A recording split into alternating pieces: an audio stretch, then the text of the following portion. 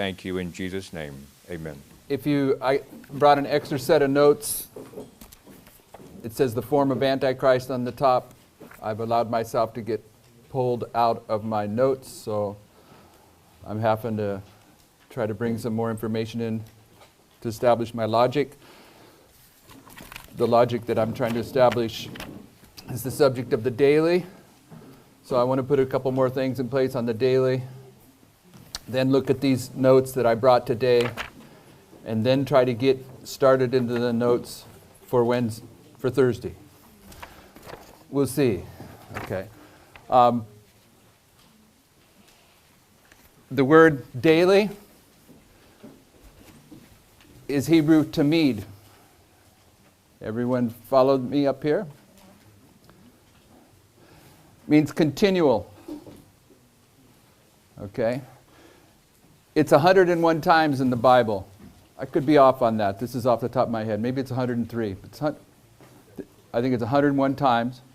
It's often used in passages of the Bible that are talking about the sanctuary service. It's either an adjective, an adverb, or a noun. And the reason that I have noun underlined here is there's only one place in the Bible where it uses a noun, and it's in the book of Daniel. And it's 6 times in there. And this here, if you've never looked at it, we have some of these available. Not trying to sell anything here. But this is a Cruden's Concordance. This is what Miller used. And you can look at it. There's no reference to the Hebrew here. There's no Strong's number. Yes? 103 times. Okay, I thought it might be that. That doesn't change anything about what we're saying, but we'll make it straight. So what I'm saying is, when you read William Miller's presentation on how he came to understand the daily was paganism, there's a point where he says something like this. He says, concerning the word daily, I noticed that it was found nowhere else in the Bible but the book of Daniel. But it's 97 other places in the Bible. Okay, but he could see the distinction between the daily in the book of Daniel and the rest of the Bible without any concordance like we have that was going to tell him anything about the Greek, Hebrew meaning, or the, what would you call that, the verbs, adjectives, no breakdown like that. So he's trying to find out what the daily in the book of Daniel is. He knows it's different than every other place that you find it in the Bible. And what is different about it is a noun. Okay, which you can spend a long time right here. Okay, because if you're familiar with early writings, page 74, where she says, those that gave the judgment hour cry had the correct view of the daily. She also says in there, I saw that the word sacrifice was added by human wisdom and does not belong to the text. And when you read the daily in the book of Daniel, you're going to see that after it says the daily sacrifice, and it's always, this word sacrifice is in italics, which means it was something that the translators added on. And if you have a King James Bible and you go through and count how many added words there are in the King James Bible, it's hundreds. Okay, so hundreds of added words in the Bible, and the only added word that Ellen White comments on is the word sacrifice that's been added in connection with the word daily in the book of Daniel. That in itself is significant. And what she says is when you read the word daily in the book of Daniel, don't include the word sacrifice. Okay, and the wrong definition of in Adventism of the daily is that it's the daily sacrifice. They want to keep that word sacrifice there because they say the daily represents Christ's sanctuary ministry, so it's connected with the sacrificial service. They want to use it, but Spirit of Prophecy says it was added by human wisdom and does not belong to the text. But that speaks to what went on in the King James translation. They seen this word tamid 103 times in the Bible, and 97 times it was either an adverb or an adjective. And they look at it in the book of Daniel, and it's a noun. And they're Hebrew experts. They know it's a noun. And so they're saying, well, I don't know what they're saying, but they're saying Daniel must have made a mistake here, so we're going to change this noun into an adverb or an adjective, and we're going to add the word sacrifice to it, which changes it from a noun to an adjective or an adverb. But inspiration says that was added by human wisdom and does not belong to the text. Okay, so I'm trying to give you a little bit of another line of thought on how amazing it was that William Miller came to understand the daily was paganism in his history without all the tools that we have. And that on top of what I've made a case twice for, that if he doesn't know what the daily is in the book of Daniel, if he doesn't know that it's paganism, then he can't see paganism and papalism as these two desolating powers. And that's what he has to see first before he opens up the prophecy. So this is foundational to him. Now, if you've ever seen the chart that immediately preceded this chart, we have one over in the office. I think it might be hanging in the office part of the school. Where's it hanging? Anyone know? The one that comes right before this. I think it's in the office part, so maybe you haven't had free access in there.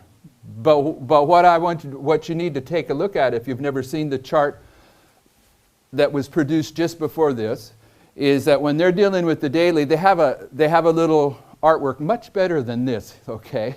And they're quoting from the book of Daniel, the daily taken away, and what they're illustrating by that artwork is that papalism here is this priest, and this up here is the sacrifice that he's lifting up and exalting, and this is the daily. They evidently understood that Daniel 8:11, that verse, among other things, sets forth the grammatical structure of a priest taking a sacrificial offering and lifting it up. In the book of Daniel, you're going to find that it's taken away. Okay? I should put this here. Take away. Either taken away or some very close variation of this. Maybe it's that way every time. But there are two Hebrew words that are both translated as take away, and they're different Hebrew words. I've said this already. But both of these Hebrew words are used in the sanctuary service also in the Old Testament. When they would take the ashes from under the altar and take them outside the camp to get rid of them, they would sur it. They would remove them. But there was some offerings that were wave offerings, and they would room. They would lift them up and exalt them before the Lord. Okay, so that tells you the distinction between a few verses in Daniel that we'll look at very quickly here. Daniel 11:31 I referred to last night.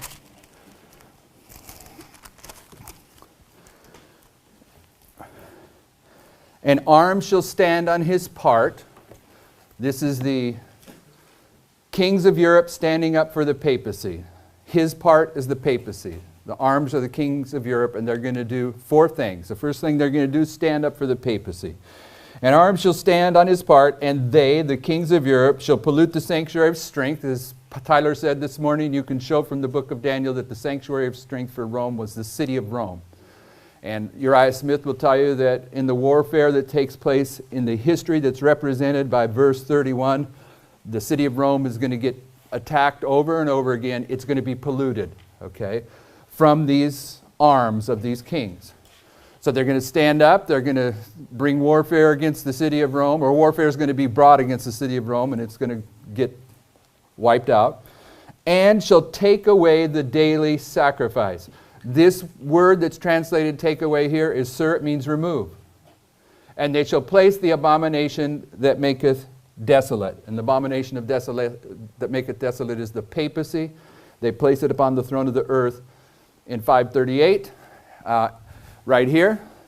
And right here in 508 is when this is quoting Daniel 12:11, but not a problem. Daniel 12:11 is giving us the same history as Daniel 11:31. 508, the resistance to paganism is the last resistance to the rise of papalism by paganism is removed at the Battle of the Visigoths when Clovis finished off the Visigoths in the spring of 508. Now if you go to Daniel 12:11, which is referenced here on this chart, over here at 508, Daniel 11:31 is referenced. So you have both these verses on this chart for taking away that is Sir. Daniel 12:11 says, and from the time that the daily sacrifice shall be served, taken away, removed. 508, from the time paganism is taken away, and the abomination that maketh desolate set up, there shall be 1,290 days. Blessed is he that waiteth and cometh to the 1,335 days. So in both of these verses, it's speaking about where the resistance to the rise of the papacy that's been exercised by paganism is ended. Okay? But if you go to Daniel 8:11, and if you're like William Miller, then all you have is your marginal reference in your King James Bible and your Cruden's Concordance, how you're going to figure out that here in Daniel 8:11 where it says, yea, he magnified himself even to the prince of the host, and by him the daily sacrifice was taken away. How you're going to figure out that this word, this Hebrew word that's translated as take away is different, I don't know, but he did. And I don't know that he figured out the word was different, but he came to the right conclusion. And that word was room, also used in the sanctuary, means lift up and exalt. So what I'll remind you of what we went through last night, that these sanctuary animals in Daniel 8 are all corrupted. They're all animals that would be used in the sanctuary service, but they're all corrupted.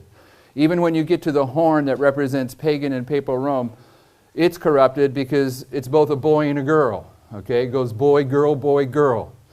But even the word daily, at one level, at a grammatical level, even the word tamid in Daniel 8 that's translated as daily in Daniel 8, in reference to the rest of the Bible, it's corrupted because it's a noun there. And generally it's an adjective and an adverb. Now, let me give you some a little bit more information, then we'll move away from all this. In Daniel 8:11,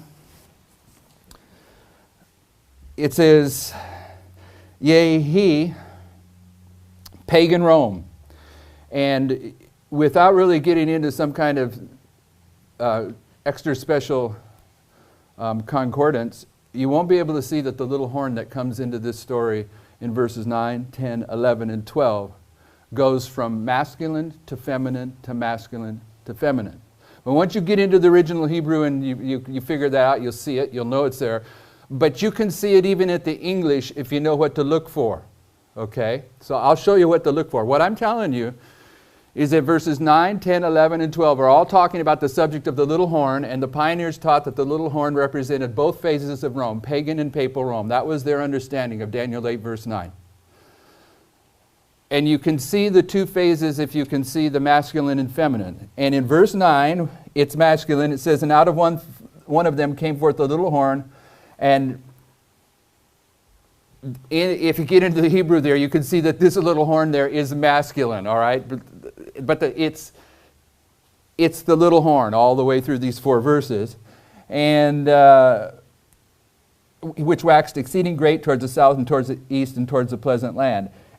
And it waxed great even to the host of heaven, and it cast down some of the hosts and of the stars to the ground and stamped upon them. It is the little horn. You follow me? Because it's the same subject. It's talking about the little horn of verse 9. You following me? Yeah. It is feminine. In these 4 verses, when you see it, it's feminine. When you see he or him, it's masculine. Okay, so in verse 11, it says, yea, he, see it? Masculine. Magnified himself, even to the prince of the host, and by him, masculine, the daily sacrifice was taken away, and the place of his sanctuary was cast down. And a host was given him. That's verse 12, and I'm telling you verse 12 is feminine, and you just had the word him. But what is the word him? It's added. It don't belong there, okay? And a host was given against the daily sacrifice by reason of transgression, and it cast down the truth to the ground, and it practiced and prospered. So you can spend a lot of time getting into the oscillation from masculine to feminine. There's many interesting things by looking at these 4 verses.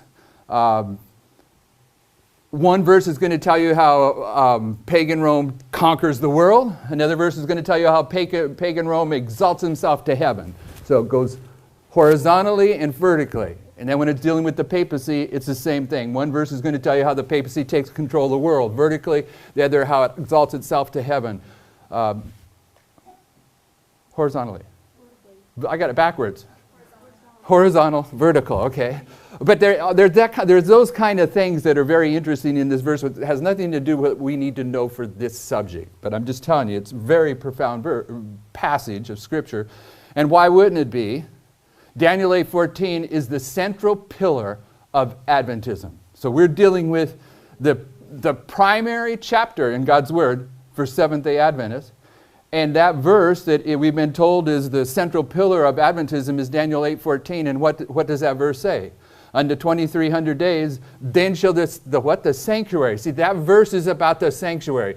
Daniel chapter 8 is about the religious aspect of these worldly powers. Daniel chapter 7 is about the civil aspect. You put them over the top, you've got both church and state for Babylon, Medo-Persia, pagan Rome, papal Rome. You have to see that, but what you have to see if you're at that level is that all these sanctuary terms in Daniel that are describing these kingdoms in Bible prophecy are corrupted, telling you that this is a counterfeit religion. Okay, so if you're willing to see, as 99.9% of Adventism is unwilling to do. But nevertheless, the Spirit of prophecy tells us that those that gave the judgment hour cry had the correct view of the daily, and they taught that it was paganism. So that being said, when you get to verse 11, we can understand from Daniel 11:31 and Daniel 12:11 that in 508, what was preventing the papacy from taking control of the world, paganism, is overcome, and now from 508 to 538, the preparation of the papacy is underway. And I have a friend. I used to have a friend. I assume we're still friends, but it's been many years since we spoke together. But he lived in Minnesota, and he still lives there as far as I know. And he was living up there before the Soviet Union collapsed. I'm going to go fast on this story because I've told this story before, but I'm going to put it in place anyway. And before the Soviet Union collapsed, there was some people that somehow got out of Russia, which didn't happen a whole lot. And they moved in close to him, and they were out of work. They didn't have a way to get a job. So he had some old Adventist Bible studies, series of Bible studies that you do with your neighbors. So to help them, he decided, hey, you want to translate these into Russia? And all he was really doing was trying to give them some work so they could have some money so they could buy some food to eat. He knew they were in that situation. So he gets these Bible studies. They get them all finished. They're all done. They're old Bible studies from the pioneers, okay? Get them totally translated into the Russian language, and the Soviet Union collapses. He thinks, okay, I'll go to he knows some people that have connections in the General Conference. He says, I'll take these to General Conference. They're getting ready to go into the former Soviet Union and do evangelism. And the first Bible studies that got into the Soviet Union were these ones that he had these Russian people translate. That's not the story. So the story is he gives them to the General Conference, and they're willing to use them. And they say, okay, we'll take them, we'll use them. And they get them ready for publication, and they send them back a copy to look at. And they've taken all the references to the papacy out of it, all the references to the third angel's message, all the references to the mark of the beast out of it. They've just gutted the Bible studies. So he says, forget about it. I'll get them in there myself. Okay, and he did. And he knew a guy named Bland, Richard Bland. A black man in Adventism that was the head of like American Prison Ministries. I forget the name of his ministry. But he was one of the main people that took the message into Russia. Richard Bland started going to the prisons in Russia, and hundreds of people came into Adventism through those Bible studies. Okay, so they were pretty profound Bible studies. And while he was over there working, this friend of mine, with Richard Bland for a while, he met some people in Ukraine, and ultimately he went back into Ukraine after he and I were friends. And he went on to Uzbekistan, and he left me in Ukraine, and I spent like the week that he was in Uzbekistan learning about other stuff that's interesting. They brought all the pastors in Ukraine, and we gave them a prophecy school for a week on Daniel 11:40 to 45. And our connection there was that when he started going in there, he met some people in the Ukraine. That's where he got established right after the collapse of the Soviet Union. And he helped them get a printing press going. They had been the leaders of the underground church in that part of the Soviet Union. And this is the point I wanted to get to. He has, in his house, he's got an eagle, carved eagle, wooden eagle about this big, about this high. Kind of thing you put over a fireplace or something. Hand-carved, full-blown eagle. And the people in Ukraine from the underground church during the time period of the Soviet Union, they gave that to him for the help that he gave them after the Soviet Union collapsed, getting their printing presses up and running. And what that eagle represented is when you were in the underground church in Adventism in the Soviet Union, you didn't tell anybody, because if you did, you're going to die or you're going to go to prison.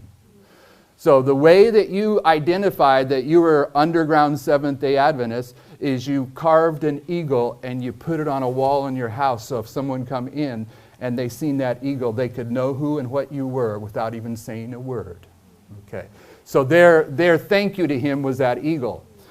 So the way that I've understood it, and I think it's valid, if you go to 2 Thessalonians chapter 2, this is where Miller discovers the daily as paganism.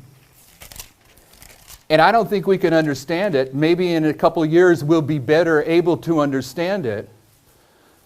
But in the Roman Empire, during their high time when they were strong, if they thought someone was going to produce sedition against their kingdom, you're going to go to prison or you're going to die. And they're not going to have any long, drawn-out discussion about it. So it's dangerous to say anything in an open format about pagan Rome, about the Roman Empire. And Paul knew that. And so 2 Thessalonians, beginning in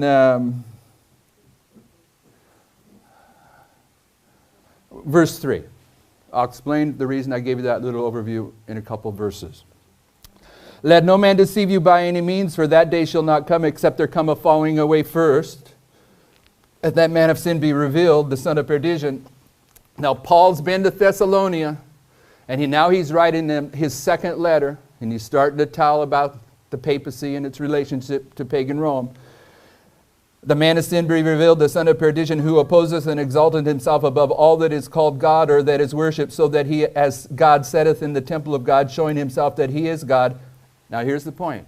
Remember ye not that when I was yet with you, I told you these things. He's saying, when I was looking at you face to face, I told you very specifically about pagan Rome and the role it plays in Bible prophecy and papal Rome, but I don't want to write it in a letter, because if I have to restate it in a letter and someone's found with that letter, then people are probably going to die. So he says, he opens up saying, I'm telling you about the papacy, and then he says, now you remember, we had a period of time where we discussed this in detail. Because he's going to talk in cloaked terms to protect anyone that might hold this letter. Okay? So it says, and now ye know what withholdeth that he might be revealed in his time. And what's holding back the papacy from taking control of the world is paganism. Okay? For the mystery of iniquity doth already work, only he who now letteth, and that means restrain. Letteth means restrain. Only he, pagan Rome, who is now restraining the papacy. This is in the first century. The papacy is not going to be taken out, take control of the world until the 6th century. Okay? And then that wicked shall be revealed. Only he who now letteth will let until he be taken out of the way. And here's where Miller is praising the Lord. He sees it. Only pagan Rome that is restraining the rise of the papacy is going to continue to restrain the rise of the papacy until he be taken out of the way. And the taken out of the way is what turned the lights on for William Miller. Okay? And then shall that wicked be revealed, whom the Lord shall consume with the spirit of his mouth, and shall destroy with the brightness of his coming, even him whose coming is after the working of Satan, with all powers and signs and lying wonders, and with all deceivableness of unrighteousness in them that perish, because they receive not the love of the truth, that they might be saved. And for this cause God shall send them strong delusion, that they should believe a lie, that they all might be damned who believe not the truth, but had pleasure in unrighteousness. Now, brothers and sisters, grammatically, the truth that these people don't receive, that causes them to receive stronger delusion in this passage, is the testimony about the relationship of paganism and papalism and the work of paganism in restraining the papacy. Okay, if you or I reject the truth at any level, if I reject the truth on the health message or country living, any level you want to throw out there, and I hold on to that error, I'm going to receive strong delusion. So it can be, because they would not receive the love of the truth, can be the general statement. You can go any variety of ways into error and be lost. But the most correct application of this is the people that receive the strong delusion are the people that refuse that the daily in the book of Daniel represents paganism. Okay, so when you're approaching it that way, that's one of the arguments that I'm suggesting that allows someone like me to say the daily is a symbol of the Omega apostasy. Okay, now over here, I better show you one more thing, that I'll go back over here. And we're running out of time. I can't spend a whole lot of time on this. Back to Daniel. In Daniel chapter 8, verse 11, or verse 12. That's not the verse I wanted. Verse 13, okay. Verse 13. It's going to talk about the daily and the abomination of desolation. And this is the one the pioneers will focus on to make my point. It says, Then I heard one saint speaking, and another saint said unto that certain saint which spake, How long shall be the vision concerning the daily sacrifice? That word don't belong to the text. And the transgression of desolation, to give both the sanctuary and the host to be trodden underfoot. When the pioneers address this verse, invariably they'll say, the word sacrifice doesn't belong there, and then they'll say, therefore, what it reads is the daily and the transgression of desolation. And their next argument is this, the word and makes this two desolating powers. Okay? That's the logic, the correct logic that they use. So, when Miller sees these two desolating powers, he's got to come to grips with what the daily is. Now, go back to, okay, so at the end of the world, there's something that I need to put in place here with the word to meet. At the end of the world, there's three powers that are going to lead the world to Armageddon. The dragon, the beast, and the false prophet. And the dragon begins with rebellion in heaven, Lucifer.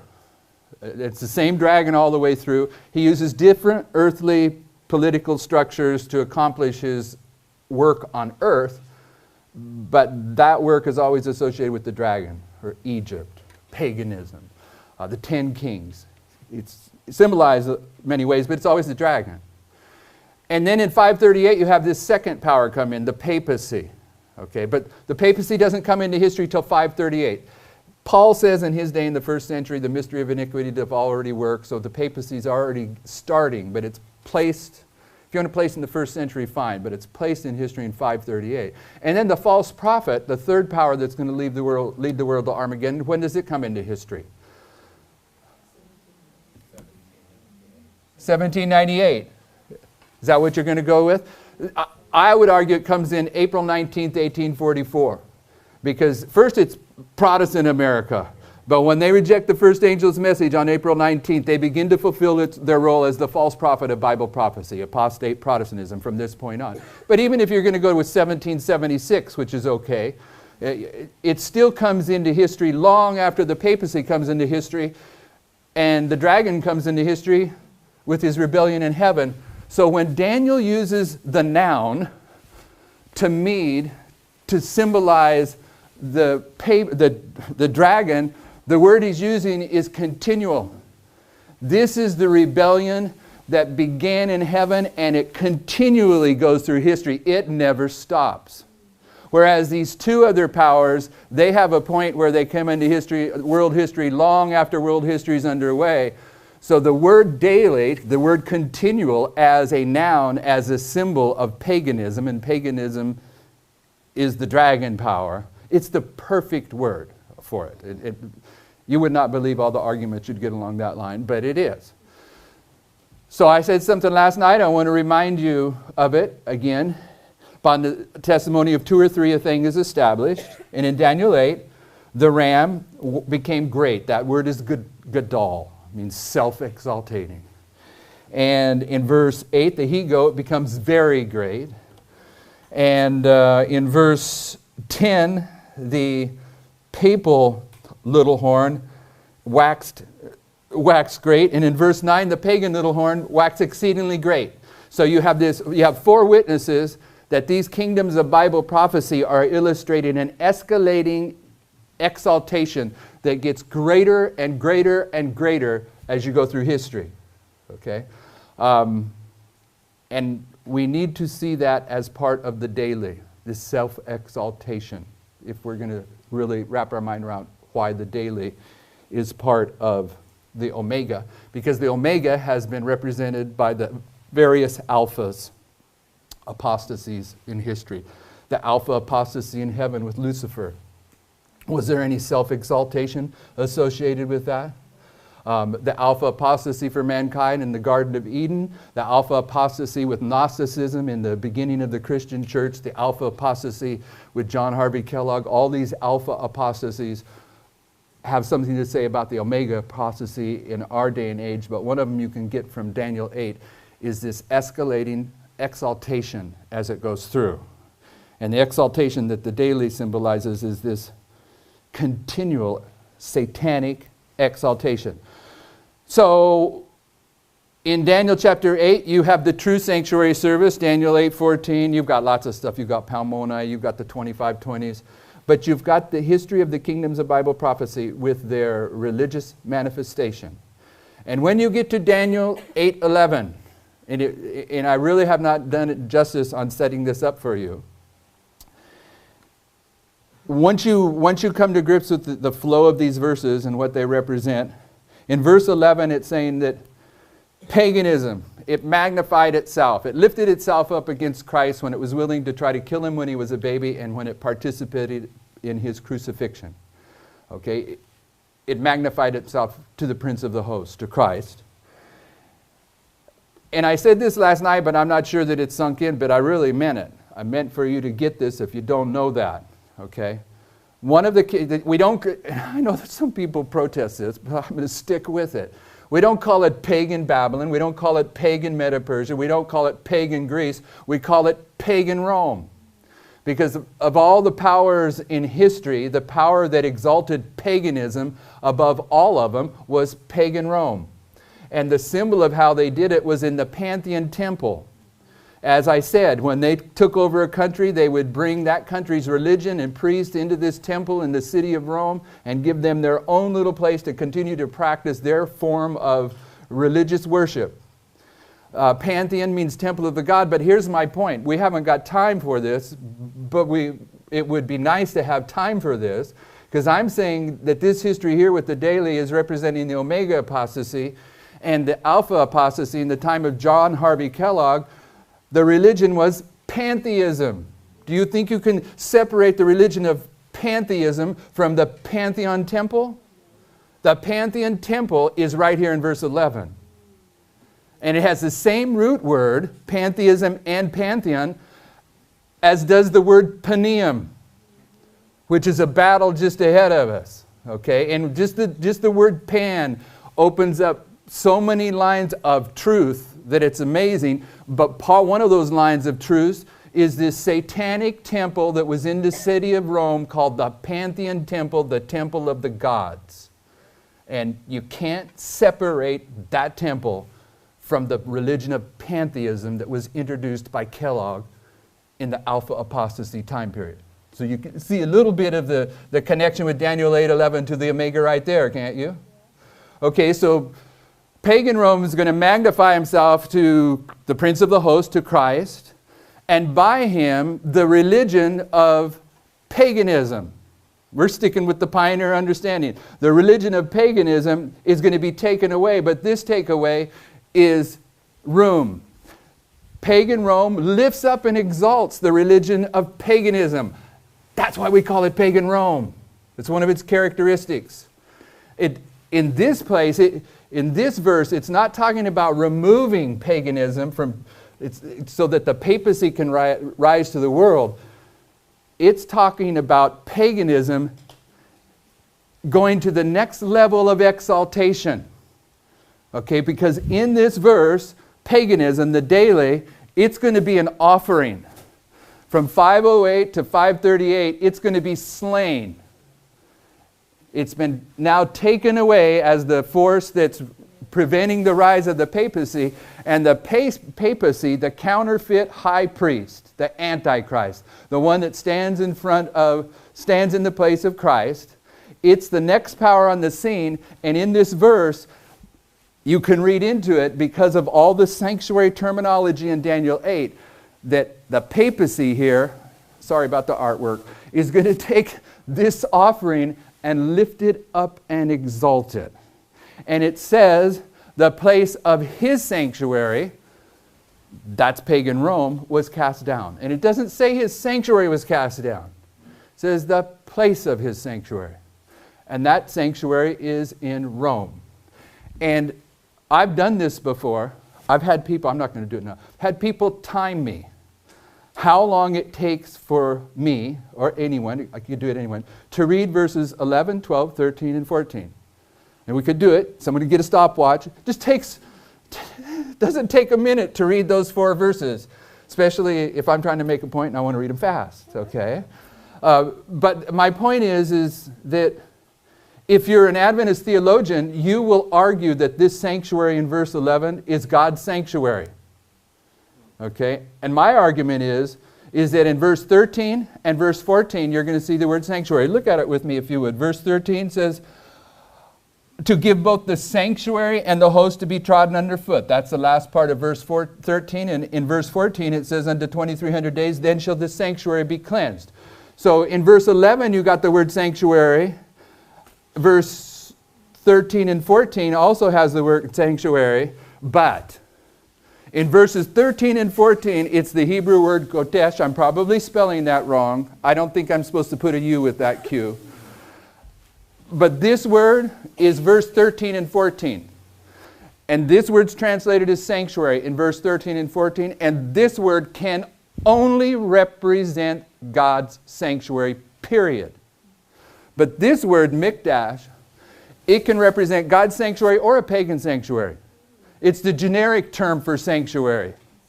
That's what's in verse 11. So what I'm saying is, if it takes you 60 seconds to read those 4 verses that has this word sanctuary 3 times, how long did it take Daniel to write those 4 verses? Well, if he wrote like Sister White wrote, she'd write, and just throw the paper in a basket beside her bed. She'd write. She'd write. She wasn't sitting there thinking about each word. Okay, she was writing her thoughts. They'd clean up her grammar later, by the way, if you didn't know that.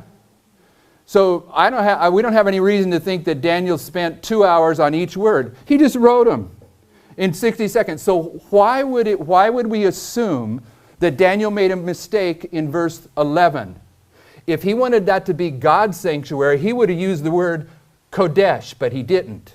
In verse 11, he used mikdash, and in verse 13 and 14, he used kodesh. The fact that they're different sanctuaries, words translated as sanctuary, demands that you recognize the distinction. And no one argues that in verse 13 and 14, it's God's sanctuary.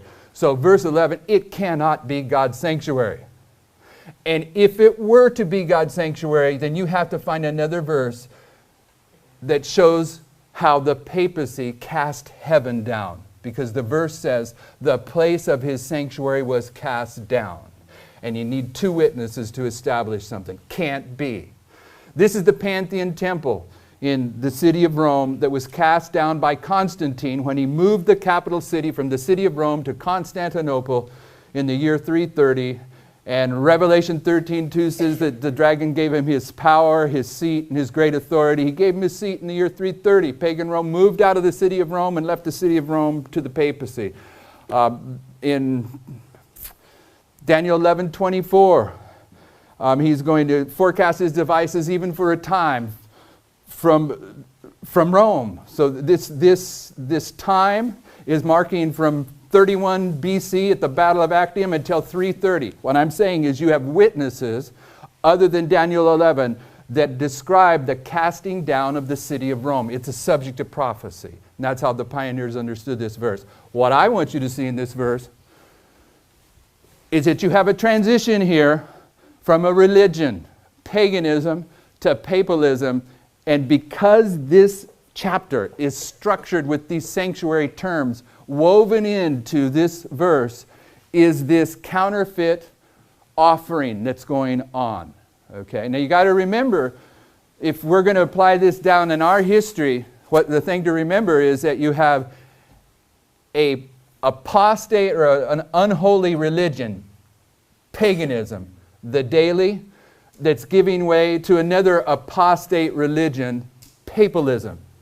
So if we're going to see this structure in our history, then what we're going to expect to see is, I'll give you an example.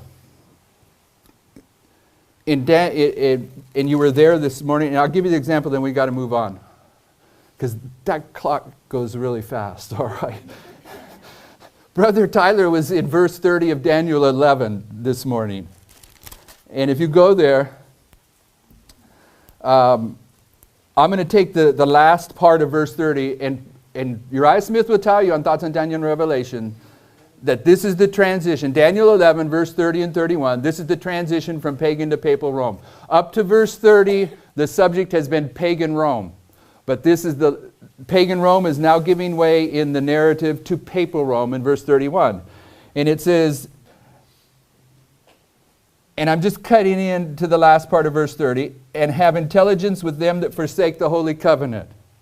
And arms shall stand on his part, and they shall pollute the sanctuary's strength, and shall take away the daily sacrifice, and shall place the abomination that maketh desolate. In the Ronald Reagan years, Protestant America had intelligence with the papacy as they came together to bring down the Soviet Union. And Ronald Reagan's conduit to speak to the Pope was the head of the CIA. Okay, he was a hardcore Catholic, but it was the Central Intelligence Agency that Ronald Reagan used to communicate secretly with the Pope of Rome in advance of collapsing the Soviet Union. And here was Protestant America having a dialogue with the devil. And you can't have a dialogue with the devil without losing the dialogue. And the reason that Ronald Reagan said he was willing to do it is because he was a Protestant American, and he had come to the conviction that the Soviet Union was the Antichrist of Bible prophecy. Therefore, he was willing to form an alliance with the Pope of Rome to bring down the Soviet Union. And Sister White has a statement where she says, all those that become confused on their meaning of Antichrist will ultimately end up on the side of Antichrist. And that's right where Ronald Reagan ended up.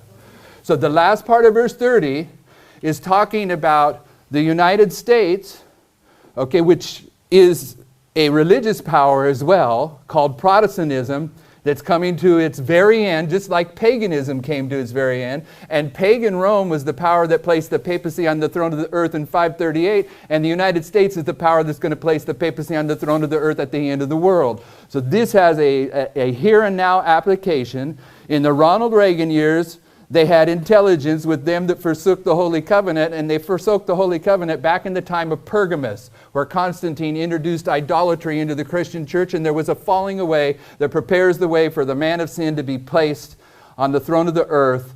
And that's the people that had forsaken the Holy Covenant that Ronald Reagan here in our lifetime is having intelligence with. And then it says, arms will stand on his part, and sure enough, the arms of the United States stood up for the papacy as they build up against the Soviet Union. And it says they will pollute the sanctuary of strength, and little by little the Constitution of the United States, which is our sanctuary of strength, is being chipped away at, and we're getting real close. Former Supreme Court judge retired this last week came out with an opinion in one of the newspapers saying it's time to get rid of the Second Amendment. Okay, this is a guy that was a Supreme Court justice arguing to remove one of the amendments from the Constitution. Other stuff. The sanctuary of strength for the United States is the Constitution. It is being polluted as we speak. And the daily is going to be taken away because, brothers and sisters, the resistance to the rise of the papacy in our life was Protestantism. And when the papacy overcomes fully the United States at the Sunday law, Protestantism will be no more. The daily will have been taken away, and the man of sin will have been placed upon the throne of the earth all over again. And these verses are present truth. But you know what? If you don't know what the daily is, you can't unravel it. But the daily, what I want you to see, as an offering, it's a corrupt religion that's giving way for the papal religion, which is more dangerous. Okay, it's more dangerous, but okay. All right, now, this I went and cut and pasted out of some studies that we did well before 9/11 called the Crowning Act, okay?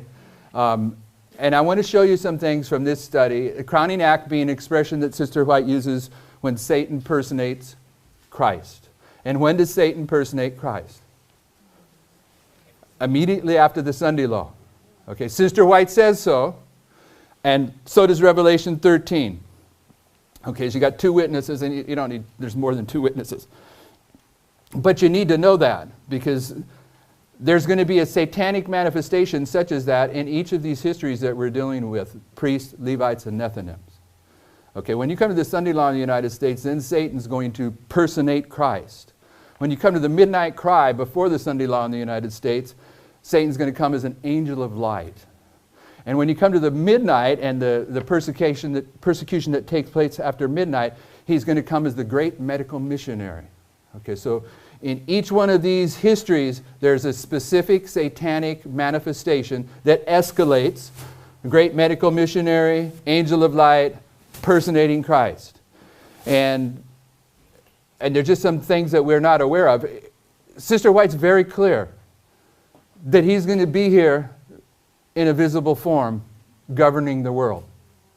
All right, so you got to see that. I think you got to see that in order to understand this counterfeit temple and this counterfeit worship service. So I'm going to go through some of these really quick. In the first quote, you got to check me out on this. This is serious stuff. So listen to what I say, because I'm not going to read them, and go back and see if I'm misrepresenting the quote. The first quote, I have it there because she just uses the expression a form of Antichrist. I'm using that to let you know, if you think Antichrist means the Pope and only the Pope, then you're mistaken. If I don't believe that Jesus came in sinful flesh, I'm an Antichrist. But I'm not talking about that level. I'm talking about prophetically. Generally, Seventh-day Adventists, if they know anything about the Antichrist, they think it's the Pope of Rome. But they don't always know that it's also Satan. Satan is the Antichrist as well as the Pope of Rome. So I want you to see that. When she says a form of Christ, it gives you the license to see that there's more than one type. Form of Antichrist. So notice what she says about Lucifer. Christ is our example, the determination of Antichrist to carry out the rebellion he began in heaven. Is Lucifer the Antichrist? The Pope of Rome didn't begin the rebellion in heaven. Okay, so it's okay to say that Satan is the Antichrist. All right, to make my points, you need to start there. Monument of his efforts. This compromise between paganism and Christianity resulted in the development of the man of sin foretold in prophecy as opposing and exalting himself above God. Now listen to this. The gigantic system of false religion. What's gigantic system of false religion? The Catholic Church. The Catholic Church is a masterpiece of Satan's power, a monument of his efforts to seat himself upon the throne to rule the earth according to his will. When he appears as Christ, He wants to rule the entire world, and in order for him to accomplish that, he had to establish a worldwide church. Okay, he's not going to come and take control of the Mennonites or a small sect of Christians. He needed a worldwide church because he wants to govern the whole world. All right, and Sister White says it. It's the monument of his efforts, the Catholic Church, to rule the world. The whole world is to be stirred with enmity against Seventh-day Adventists because they will not yield homage to the papacy by honoring Sunday, the institution of this anti-Christian power. It is the purpose of Satan to cause them to be blotted from the earth in order that his supremacy of the world may not be disputed. Now you can read that statement and think, well, his supremacy of the world, he's going to accomplish it through the Catholic Church and through the United Nations and the United States. I'm arguing it's talking about Satan ruling the world, hands-on, like a Trump rules the United States, hands-on. Notice the next quote. And Satan unites with Protestants and Papists. Satan's the dragon, Protestants are the false prophet, the Papists are the beast. This is about the threefold union. Only here, she's not calling him the dragon, which we typically would say was the 10 kings. She says Satan. Satan unites with Protestants and Papists, acting in consort with them as the God of this world. He's personating Christ. Dictating to men as if they were the subjects of his kingdom, to be handled and governed and controlled as he pleases. This isn't some kind of vague description. He's here. You're going to see him. Wow. Unless I'm misunderstanding the English. And then she's going to quote towards the end some scriptures, but on the next paragraph. Thus Satan usurps the prerogatives of Jehovah, the man of sin, sits in the seat of God, proclaiming himself to be God. Here, in this context, we use that for the papacy, and it's correct to do so. But here she's applying it to Satan. And I need you to see this because when Moses began the sanctuary service and Solomon built his temple, when it's time to inaugurate the temple, let's use Solomon as an example.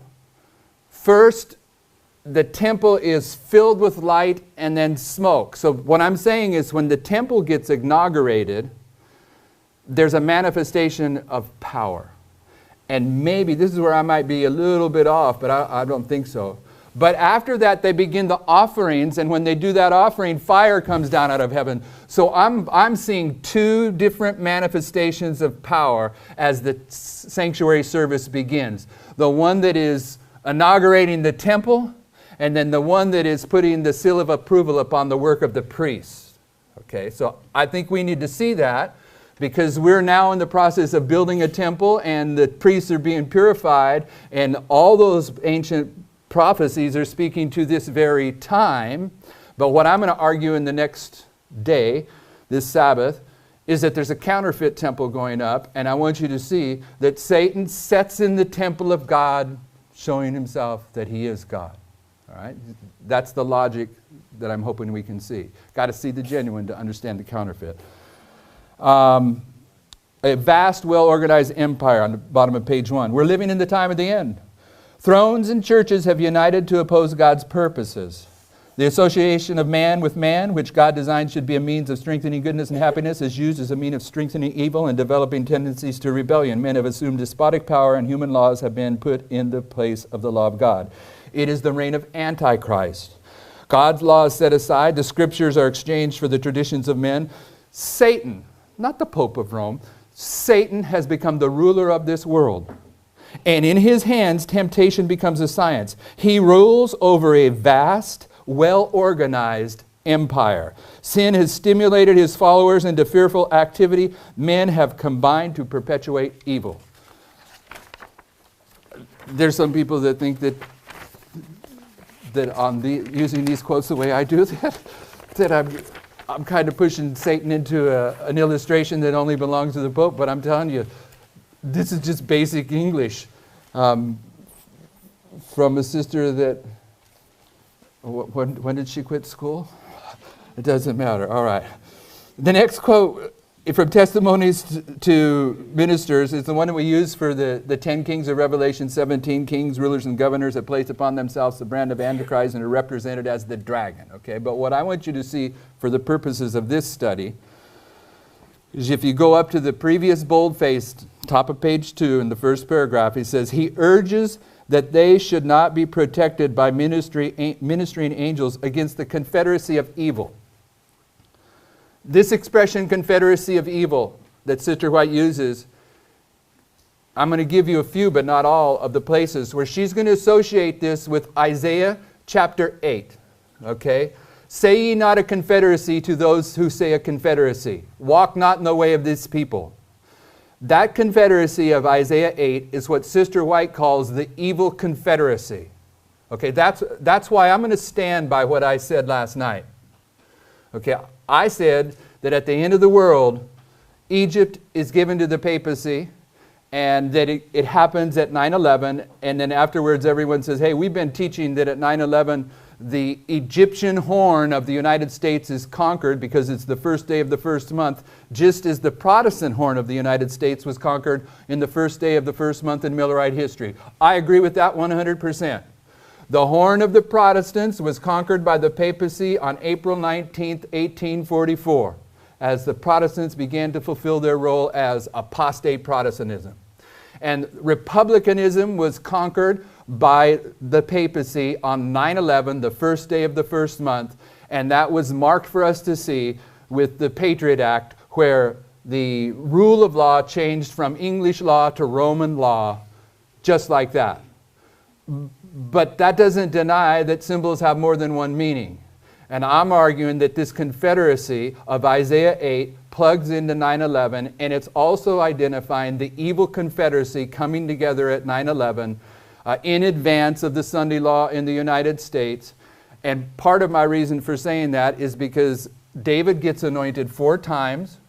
The second time he's anointed is in Hebron, which we put at 9/11, and Hebron means association, confederacy. So when we get to Isaiah 7, we're going to see this confederacy as an issue, and I'm saying that this confederacy is the confederacy in the world, the United States, and the churches of the world, and even in this movement. Okay, so I'm going to stand by what I said last night and say that I'm not denying what we used to teach. I'm just approaching it from another level. Okay, some people ask about that. So what I want you to see now is the confederacy of evil. She quotes about the 10 kings in the next quote from Seventh-day Adventist Bible Commentary. She says, a universal bond of union, the boldface, a confederacy of Satan's forces, all the corrupt powers that apostatize from allegiance to the law of Jehovah. We use this to identify who the 10 kings are. But now, in the next quote, she says, the powers of Satan are mustering for battle. Stern conflicts are before us. Press together, my brethren and sisters, press together. Bind up with Christ. Say ye not a confederacy. And then she's going to quote from Isaiah 8. Go there just so you, if you're not familiar with it, you can be familiar. You need to be familiar with it. In Isaiah 8, beginning in verse 12, actually beginning in verse 9. She'll quote from verse 9 sometimes. In verse 9, associate yourself, O you people, and you shall be broken in pieces, and give ear, all you far countries, gird yourselves, and you shall be broken in pieces. Gird yourself, and you shall be broken in pieces. Take counsel together, and it shall come to naught. Speak the word, and it shall not stand, for God is with us. For the Lord spoke thus to me with a strong hand, and instructed me that I should not walk in the way of this people, saying, say ye not a confederacy to all them whom this people shall say a confederacy, neither fear ye their fear nor their dread. And when I'm dealing with this, I go all the way over to verse 16. It says, bind up the testimony and seal the law among my disciples. Okay, this confederacy takes place in the sealing time of the 144,000. When does the sealing time begin of the 144,000? 9/11. Okay, so another argument that what we were saying last night is okay. And then you'll notice that it goes into a different group that gets wrapped up in spiritualism, which is the law and the testimony. If they speak not according to this word, there's no light in them. But if you go back to your notes, page 2, what I just read, The powers of Satan are mustering for battle. And then she says, say ye not a confederacy. And she quotes this passage from Isaiah 8. And I'm saying that's the evil confederacy. And as it goes down to this next verse, she's still quoting from Isaiah 8, or next paragraph, she's still quoting Isaiah 8. And then this third paragraph, what does she say? And I saw 3 unclean spirits like frogs. So she's saying this evil confederacy is the confederacy of Isaiah 8, but it's the beast, the dragon, the false prophet. It's all the forces that have apostatized from the law of God. And the next paragraph says, these subjects are of the utmost importance. Urge our people to consider them carefully. So this is an important subject. Second quote from the bottom of page 3. Satanic agencies in human form will take part in this last great conflict to oppose the building up of the kingdom of God. Now you think, well, yeah, you got these satanic influences around you all day long. That's not what I'm using this quote for. I'm saying there's actually going to be demons pretending to be human beings in this conflict. Read on. And heavenly angels in human guise. So that's just, she's confirming it. Both sides of the stories will be on the field of action. The 2 opposing parties will continue to exist till the closing up of the last great chapter in this world's history. Satanic agencies are in every city. We cannot afford to be off our guard for one moment. Next quote, fallen angels upon the earth form confederacies with evil men. In this age, Antichrist will appear as the true Christ. That's Satan. And then the law of God will be fully made void in the nations of our world.